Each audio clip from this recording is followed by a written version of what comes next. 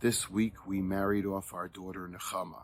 And one of the legitimate questions that I'm sure people wondered, and it's a question that we wondered ourselves, is how exactly are we going to experience, or are we capable of experiencing joy when we know that Gila, our dear Gila, who we bereave and who we grieve her loss every moment of every day, when we know that she's not with us? Can we, or are we capable of experiencing joy, simcha, happiness, at the wedding of our own child? And in this week's Parsha, I think perhaps one of the answers is revealed. Because one of the legitimate questions, it's a simple question, but a very legitimate one, is if this week's Parsha speaks about the Meraglim, the spies, that Moshe sends out, or the scouts, that Moshe sends out to scout out Eretz Yisrael, to strategize and to find tactics with how exactly the Jewish people would conquer the land of Israel. And we all know that catastrophically it ends in tragedy, whereby the scouts return and they discourage the Jewish people from going into Eretz Yisrael. They discourage them from wanting to enter the land of Israel that HaKadosh Baruch Hu, that God promised them. And sure enough, it says, Vayivku ha'am balayla hahu. Everyone cries. There's an outcry. There's completely diffusion of any hope, of any desire for the Jewish people to enter and to conquer with strength and with courage and bravery the land of Israel. Everything is deflated. And it's a terrible scene that transpires. And the question is, if that's the case, and God obviously always knows what's going to happen, why send the scouts in the first place? Why encourage or allow Moshe to send those scouts if one knows that it would end in this type of tragic consequence?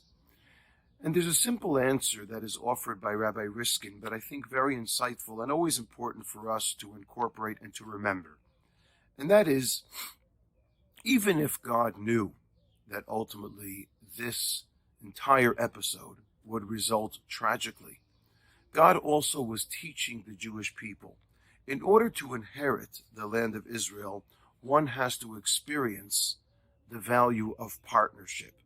One cannot rely on the inheritance of Eretz Yisrael, the maintenance of Israel, through just God, or relying just on God himself. No, God expects us to partner with him, capital H, in order to facilitate settling Eretz Yisrael, inheriting Eretz Yisrael, and enhancing and developing the land of Israel. And the same is true with regards to the Torah, the Bible, the Torah itself.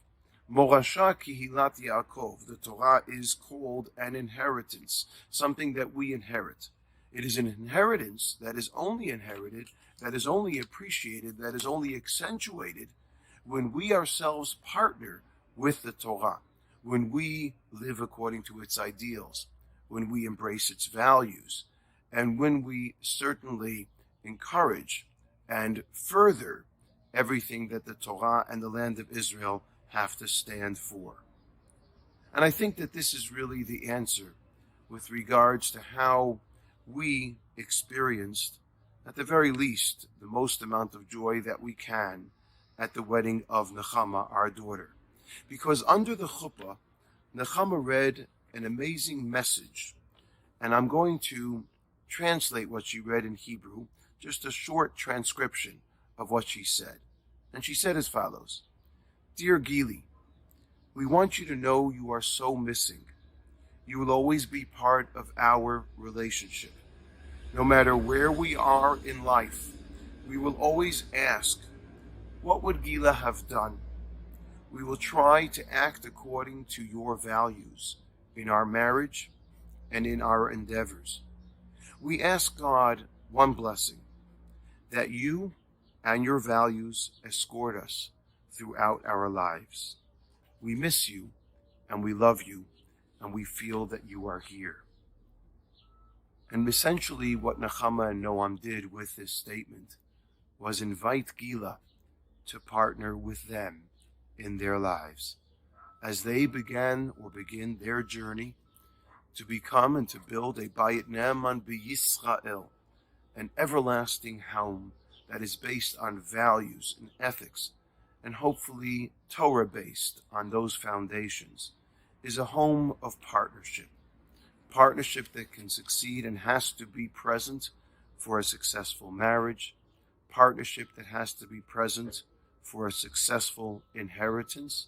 Partnership that has to be present in order to inherit the Torah and the land of Israel. So many people came over to me during the course of the wedding and afterwards, and they said to me, we felt Gila's presence at the wedding itself.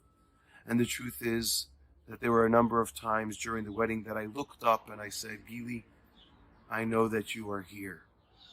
Because ultimately, Gila can partner with us even from a distance. Physically, she's not with us, but her values, her morals, the kind of person that she was, her persona, and her characteristics and attributes continue to resonate with us. And in that sense, yes, we can experience the joy of understanding what that partnership of living in this physical world and yet feeling her spiritual presence truly means. The final thing that we did at the wedding, we left a table out for people to take a present. The present was olives and tea bags.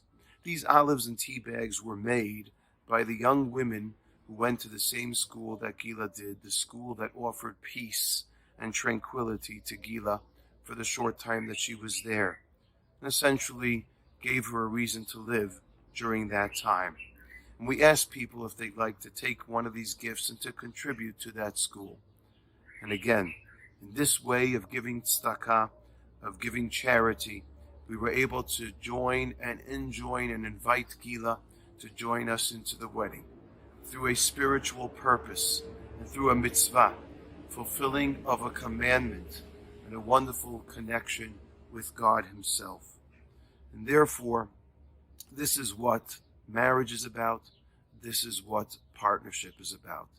The enjoyment of spirituality with our physical world. Thank you, Gila, for joining us in our simcha. And we hope that you, of course, continue to do so and to escort Nechama and Noam in their lives as you do in ours. The Gila way. Shabbat Shalom. Thank you once again for joining us.